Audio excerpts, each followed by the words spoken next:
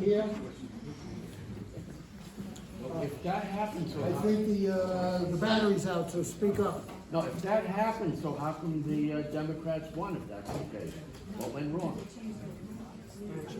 Let's get the US Supreme Court to interpret the Constitution. What is it supposed to No, everything looks like it's Republican, so how did the Democrats win this?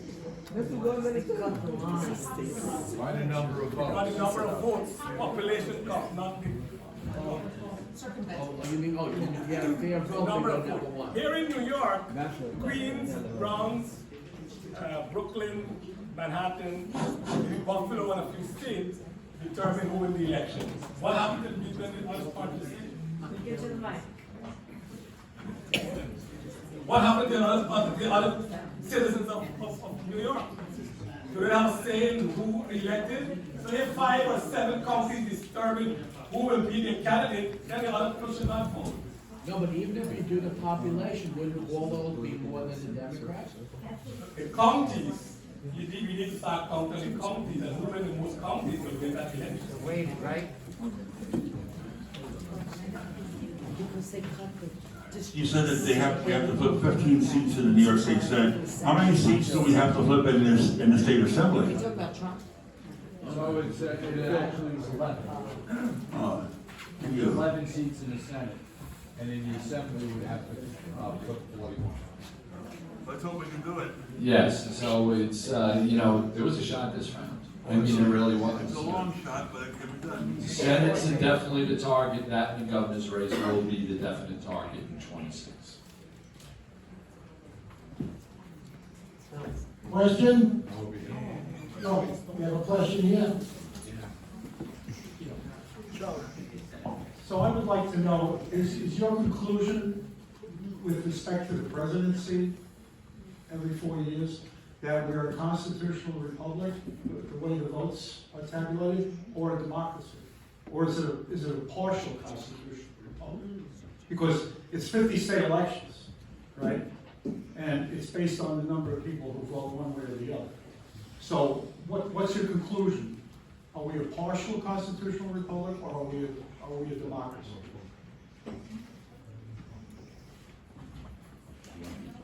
The way the Constitution is written, we are a republic. And each state determines how the electors vote, and that electoral vote will apply to the person who wins that electoral. So, but you want to take this one step further. Instead of basing it on population, you want to base it on county.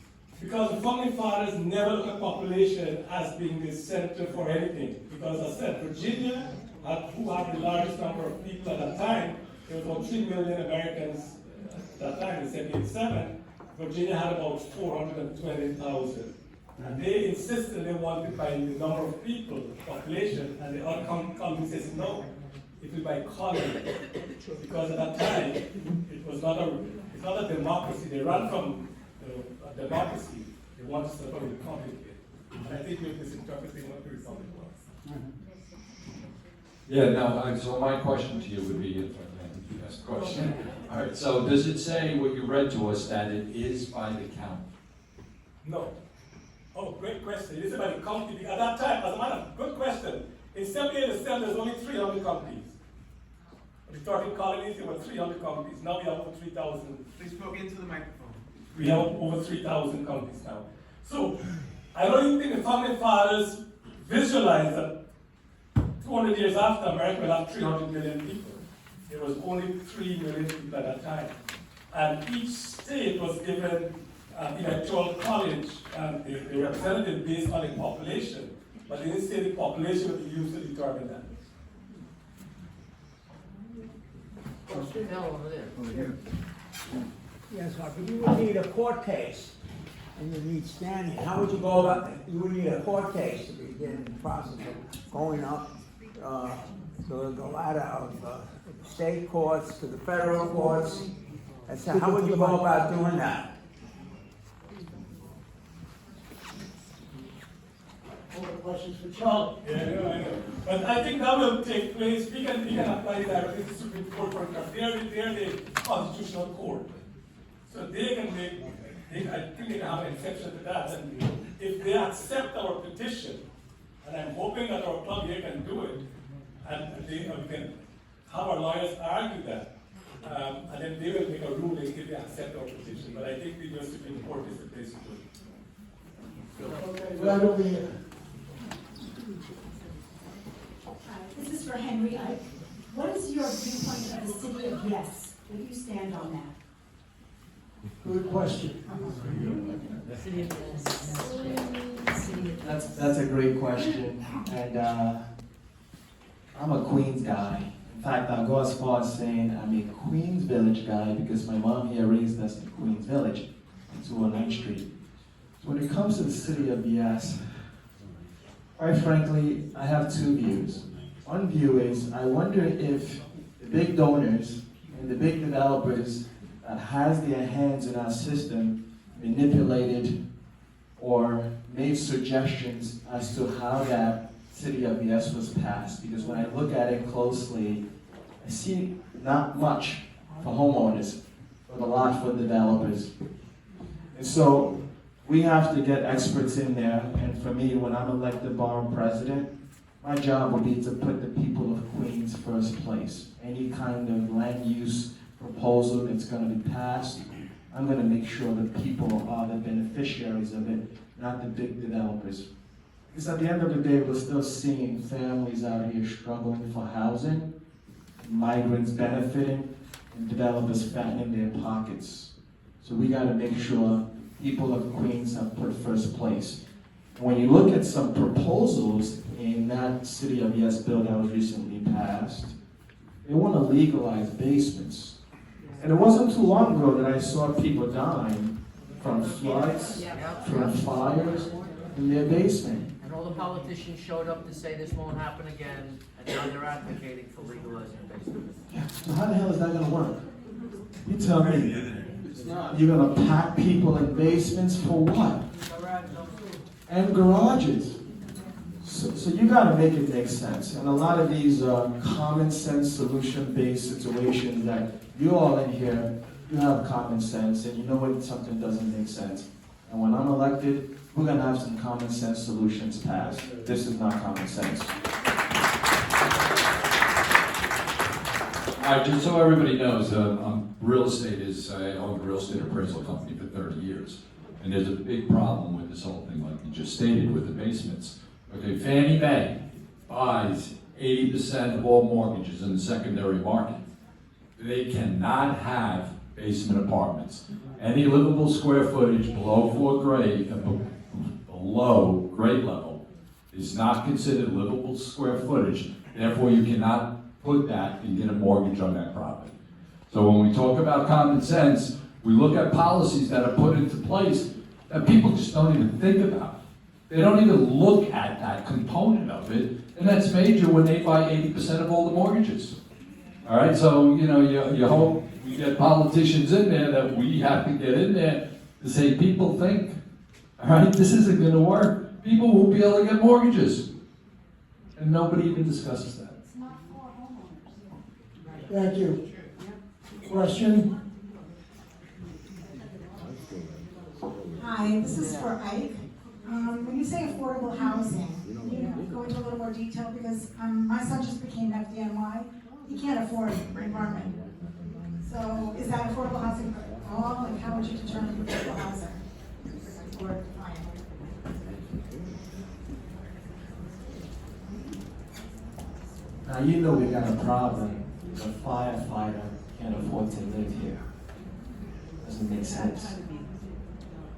So the city and the borough president has mechanisms to employ to make sure housing is affordable, particularly for the working class folks here in Queens.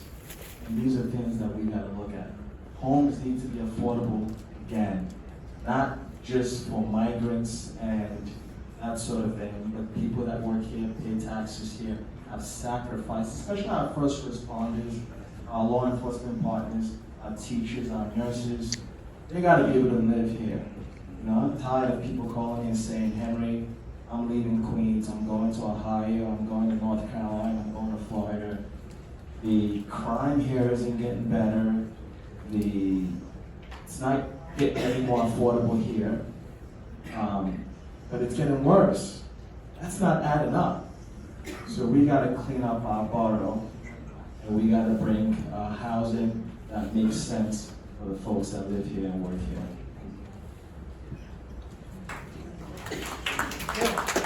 Who else? Over here.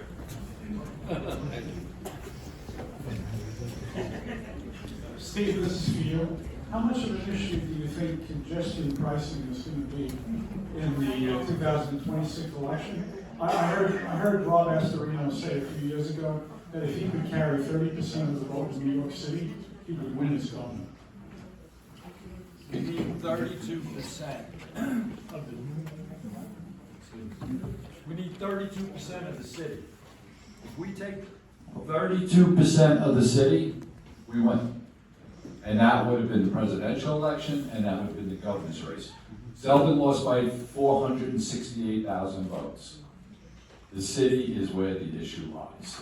Okay, I talked about how many vacancies we had. All right, I went through that. So in 2024, 80% of the assembly seats were in the boroughs. Okay, 90% of the vacant Senate seats was in the boroughs. It's up to us here in the boroughs.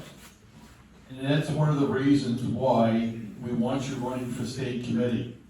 All of this happens only if you get involved. And that's the important part of this. All right, we need a borough president candidate. We need somebody who's challenging the current system and getting the Constitution back to where it belongs. All right, we need Project Civica out there educating and training all throughout the 62 counties of New York State. And we'll take care of the 18 counties here in Queens with help from you and a lot of other people, hopefully, and with some of the data coming out of Steve's shop. All right, so that's what this is all about. This is what your club is about. Your club is about empowering you to be able to go out, understand, educate other people in your assembly district, in your election district, all right, and foster positive change. That's what this is all about. You want to see somebody with Henry's marks on some of the things he's commented on? You want to see that kind of change? Well, then you're going to have to fight for it. And how does that fight look? That fight looks like this. Knock, knock. Hi, my name's Joe Concannon. I have a free newspaper for you. There you go. All right? And then we begin a conversation. All right? This should have happened 2 or 3, 4 years ago, 6 years ago, as Phil and I have been doing it for that long. All right? But there's only 2 of us, and we need many more of you. And you've got to get involved in this process of knocking on those doors, all right? Educating, informing people, and telling them, quite frankly, that their point of view doesn't need to be hidden. All right? You've got to be outspoken about what you believe. Whether it's a religious belief, whether it's a moral, ethical belief, all of these things are important. And you're seeing this play out in front of newspapers in New York City in every single borough. He mentioned Jamaica, shooting last night. All right? You've got a chief of the department of NYPD who's doing things which are infamous. You've got a mayor who's under federal indictment. You've got a governor that doesn't know what the hell she's doing with the city of Yes and overdevelopment all over the place. But if you want to change, change begins with you. You've got to get out of your homes. You've got to knock on doors. We're giving you the newspaper for 10,000 people. Go out and meet people. Now's the time to convert them into the Republican Party. Now is the time. Not in February, not in March. Now. Now's the time to convert them. All right? And wake up your fellow Republicans. We have another question. Thank you, Joe. Yeah, hi. My question is about the Electoral College. I need some clarification. Are you saying, using California as an example, are you saying that the Republicans won California, but the Electoral College gave the votes to the Democrats?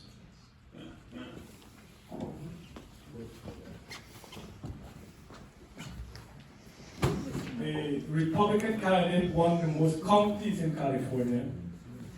The number of votes, the popular vote cast, the Democrat candidate won the number of votes cast. But that's a democracy. That's not a republic. Because, as I said, if we look at New York State, President Trump won 45 of the 62 counties. And yet, the Democrats who won, that would be 17, 15, 16, they got all the Electoral College votes. So the rest of the state meant absolutely nothing. And in a republic, that should not, that's Are you not- saying, in other words, the Electoral College doesn't have to follow the actual victors? Not a popular vote, not a popular Not vote. the popular vote. Because our founding fathers always voted against the population. The state with the most votes, you will not get more voting rights than anybody else. So they keep insisting that all the colonies, as we have 9 of the 13 colonies, had to approve anything that they actually did in the Constitution and Convention. By the way, we also have an article on page 13 by Charlie on whether we're a constitution or a republic. Page 13 in this current newspaper. He's going to write more. We're going to ask all our speakers to write for our newspaper to get the word out. There's a long battle ahead. We're going to have to keep writing, knocking on doors, meeting, and going out to the people. Another question over here.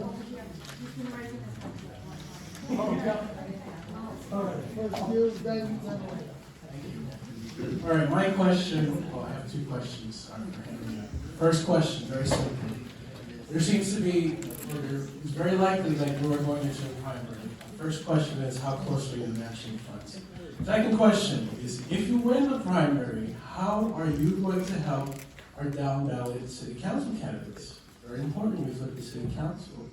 So, you being higher on the ticket, how are you going to help, our lower candidates?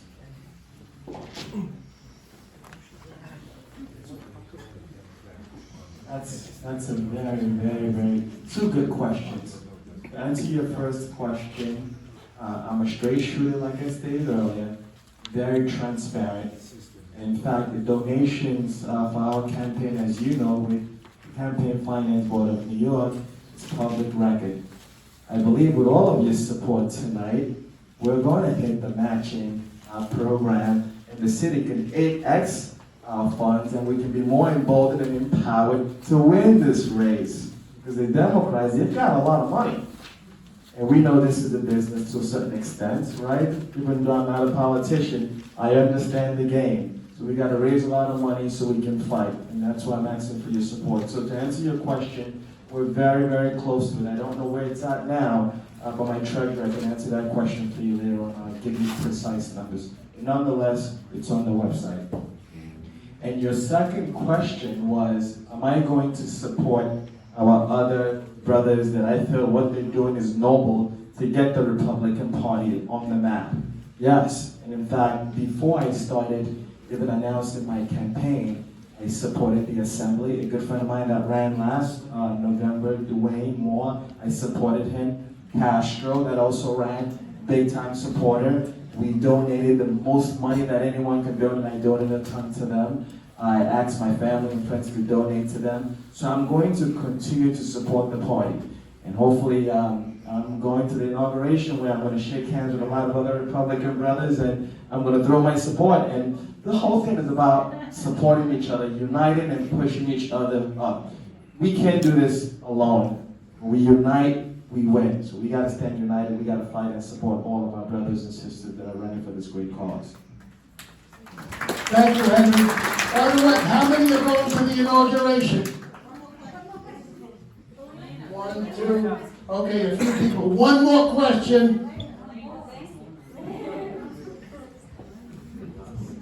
Hi, my question is for Henry Ikezi. We have a borough president very hostile to parents who uphold the values that most of us in this room uphold. He caters to a fringe group of parents. My question to you is, what is your stand on parental rights and on school choice?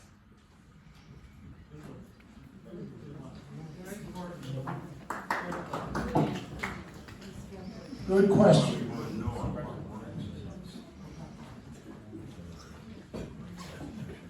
My answer might be a little biased because I have my very strict mother in the house today. We hardcore believe in education, but more importantly, we believe in freedom of choice. I'm not going to put any restrictions if I'm given the opportunities on how parents want to educate their kids, so long as they understand the importance of education. Education, in fact, is the future. I don't agree with what Donovan Richards is doing. I don't agree with his leadership. And that's why I embarked on this crucial journey to run to be the next borough president. So all I'm going to say is, I'm not going to fall for the divisive politicking of throwing jabs with the current borough president. I just know he's got to go, and I'm going to do it respectfully. And with your help, we all go, and we show the fight what we're made of in November. We donate to support the candidate that aligns with our traditional values, and we're going to win. And so as far as education goes, we're lagging big time in education. My kids go to public school here, and I think the way they're teaching them here in schools are way behind. They're cutting funding for extracurricular activities. And you look at some of the crime that's happening with the car thefts and the burglary and all that. A lot of it is kids leaving school early because they're not happy with the way they're being taught and going out and burglarizing cars and that sort of thing. So we got to do better with that. And the craziest thing today, just today, parked my vehicle, went into the supermarket, literally less than 2 minutes, I came out and I got a ticket for an expired meter. When you call the police, they take forever to show up. So our government has to be held accountable. Our budget priorities got to be in line with things that truly matter, quality of life in Queens. So these are things I'm going to be fighting for to make sure Queens is a place that people really want to live in. Thank you. Thank you very much. Let's give a big hand to our speakers in tonight's program. Thank you very much. We are asking all of you to continue to come back and to write for our newspaper. So.